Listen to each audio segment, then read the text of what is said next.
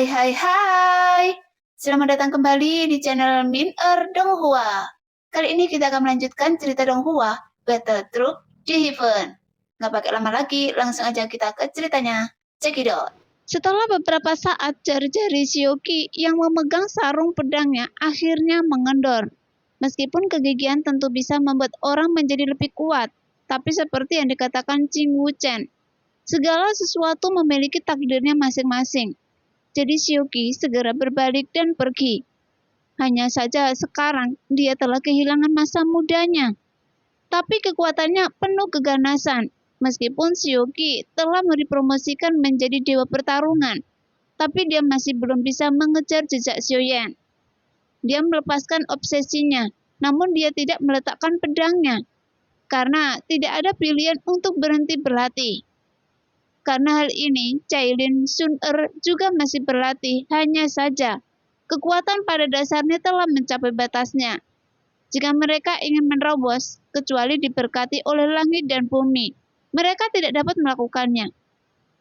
Namun, meskipun setiap langkah itu sulit, sekarang situasi secara keseluruhan menjadi lebih penting. Selain itu, semua orang terbiasa dengan hari-hari santai, dan mereka hidup seperti manusia fana. Jadi, mungkin inilah yang disebut kembali ke alam, dan mereka tahu lebih banyak lagi kehidupan yang damai. Tapi sekarang, ada banyak sekali orang yang memikul beban mereka ke depan, dan Xiaoyan juga salah satunya. Oleh karena itu, mereka semua juga tahu betapa sulitnya untuk mencapai kehidupan yang damai. Dia mencoba yang terbaik, hanya untuk melindungi kita, bagaimanapun caranya. Shioki mendongak lagi dan menyaksikan seberkas cahaya kabur kejauhan. Tapi semua orang mengerti dalam hati mereka, sehingga mata mereka sedikit bergetar. Dan mereka hanya bisa berdoa untuk orang yang mereka cintai. Dalam kehampaan Ming Utara, kabut ini membentuk penghalang alami. Karena kabut ini muncul secara alami, hal ini menunjukkan bahwa dunia sensi telah memasuki keadaan darurat. Dan kehampaan Ming Utara adalah lokasi perlindungan yang penting. Xie Yueli menjelaskan. Pada saat ini, bahtera itu terus bergerak dan menembus kabut. Karena adanya peta bintang, maka itu tidak berpengaruh mereka. Jika tidak, maka tidak akan mudah untuk menemukan bintang dan siapapun yang terseret di dalamnya. Hanya saja, dengan cara ini, mereka akan dianggap sebagai kura-kura di dalam guci. Oleh karena itu, Taishu tidak mengirim pasukannya ke kehampaan Ming Utara, dan mereka mengubah arah invasi mereka. Bahkan tidak ada kekuatan Taishu yang menyentuh kekosongan Ming Utara. Sekarang, Xiao Yueli memimpin.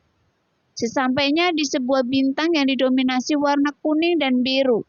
Setelah dia masuki bintang ini, baru kemudian dia menyadari bahwa warna kuning itu berasal dari daratan bintang tersebut. Dengan bercak daun kuning, adapun warna biru itu adalah lautan. Namun karena Xiaoyan telah melihat banyak sekali bintang tak berguna di kehampaan Laut Barat. Saat melihat bintang-bintang yang semarak lagi, ini juga mengejutkan hati Xiaoyan. Sekarang, ketiadaan di Laut Barat telah runtuh, dan kita tidak bisa terus membiarkan Taishu berkembang. Jika tidak, mereka akan membunuh semua makhluk hidup. Xiaoyan berkata dengan serius. Apa yang ayah katakan itu benar sekali, karena dalam waktu singkat, jiwa yang tak terhitung jumlahnya bereinkarnasi. Namun, ada juga jiwa tak terhitung banyaknya, yang menjadi jiwa yang dirugikan, karena mereka tidak dapat menemukan jalan menuju reinkarnasi. Bagaimanapun, terlalu banyak jiwa-jiwa ini, dan dunia bawah hanya bisa melakukan yang terbaik untuk memanggil jiwa-jiwa ini. Xiao Yueli mengangguk. Dia juga patah hati dalam hal ini. Bagaimanapun dia lebih tahu daripada Xiaoyan. Berapa banyak orang yang tewas di ketiadaan Laut Barat? Jadi bagaimana mungkin Xiao Yueli tidak merasa sedih? Lagi pula, dalam situasi keseluruhan, tidak ada seorang pun ingin melihat orang yang tidak bersalah meninggal secara tragis. Bahkan anak-anak dalam perang dan bayi yang belum lahir di dalam perut. Mereka bahkan tidak punya waktu untuk melihat dunia dan menjadi jiwa yang mati. Tapi Xiao Yueli melihatnya ribuan jiwa seorang anak yang menangis dan berdiri di dunia bawah. Saat itu, kemarahan yang tak ada habisnya muncul di hati Xiao Yueli yang membuat jantungnya berdebar, seolah-olah hatinya tertusuk pisau. Namun pada saat yang sama, semangat juang telah meningkat hingga ekstrim. Hanya saja saat itu Raja Tianshang dan Ratu memblokirnya dan berkata bahwa sebelum Xiaoyan kembali, dia tidak bisa melawan para pasukan Taishu ini. Sekarang, Xiaoyan telah kembali, sehingga Xiao Yueli akhirnya tidak bisa menahannya lebih lama lagi. Dan dia ingin membalaskan dendam jiwa-jiwa yang meninggal secara tragis.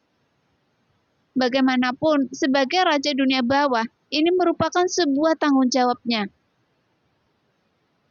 Pada saat ini, formasi bergerak naik ke langit dan menghilang dengan beberapa bahtera di bintang ini. Melihat pemandangan ini, semua orang menundukkan kepalanya dan memberi hormat.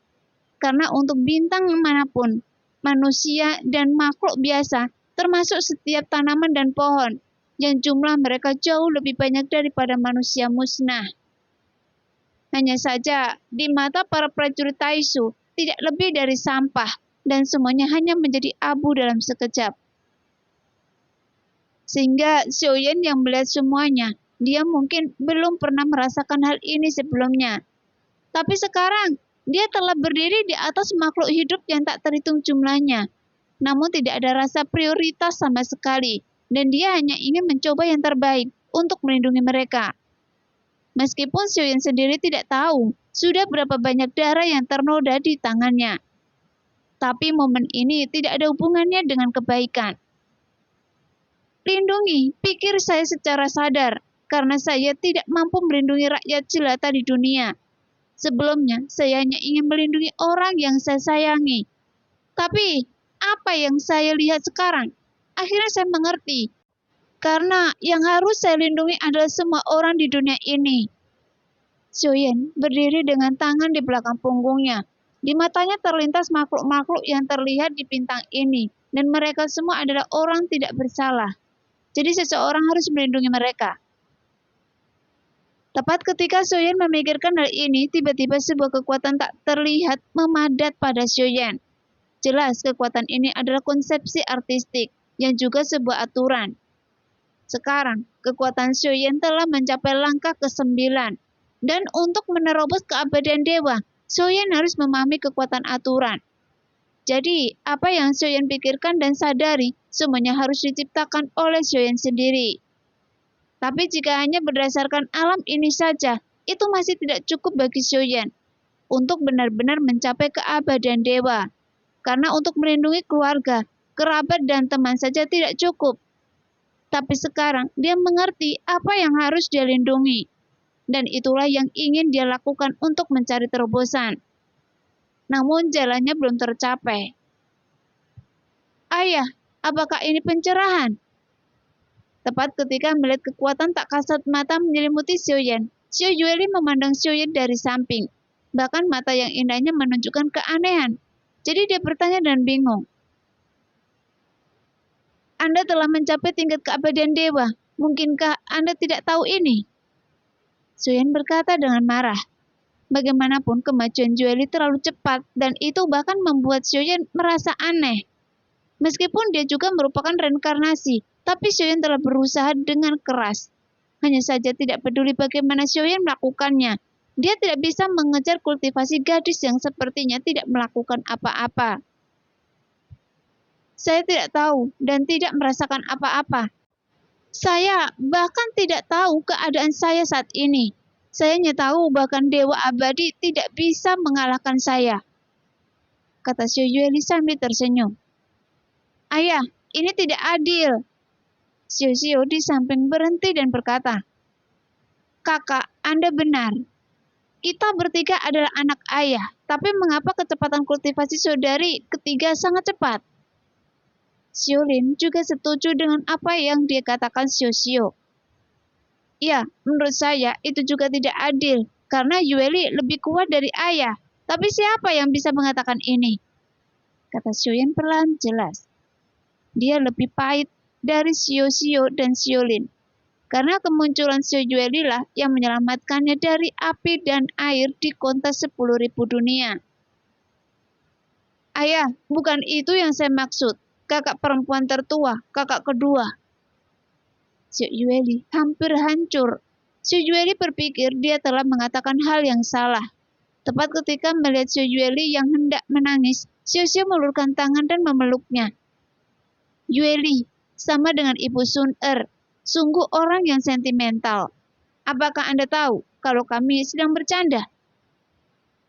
Mendengar apa yang dikatakan Xiaoyan adalah orang pertama yang tertawa terbahak-bahak dari samping. Kemudian Xiao Yueli segera menatap Xiaoyan dengan marah. Namun melihat keluarga Xiaoyan yang harmonis ini, orang-orang di samping secara tidak sadar terinfeksi oleh suasana ini. Sehingga sudut mulut mereka juga sedikit terangkat. Tapi sekali lagi, Xiaoyan juga sangat iri pada Xiao Yueli. Bagaimanapun budidaya Xiao Yueli tidak hanya tidak memiliki hambatan, dia bahkan tidak tahu bagaimana cara menerobos keabadian dewa. Jadi hal ini membuat Xiaoyan sangat curiga. Mengapa begitu sulit bagi dirinya untuk berlatih kultivasi? Setelah banyak bencana, tapi itu semua disengaja oleh Yang Mulia. Kalau saja Yang Mulia tidak benar-benar mati, saya ingin bertanya dengan hati-hati, bagaimana bisa saya seperti ini? Karena jika Xiaoyan mengingatnya kembali dan memikirkan saat Xiaoyan mengambil avatar dewa asli, tidak peduli bagaimana Xiaoyan melihatnya, itu semua adalah sandiwara yang dipentaskan oleh Tuan Jahat Shizun. Jadi tidak peduli seberapa kuat avatar dewa asli ini selama hidupnya. Dalam menghadapi kekuatan yang begitu kuat dari Yang Mulia dan Tuan Jahat, dia sangat rentan dan sama sekali tidak bisa bersaing dengan mereka. Dua orang tua ini tidak peduli semua yang mereka lakukan, itu hanya bisa membuat saya menyadarinya suatu hari nanti. Nah, demikianlah cerita hari ini. Terima kasih yang sudah menonton video Min sampai selesai. Sampai jumpa di video selanjutnya. Bye-bye.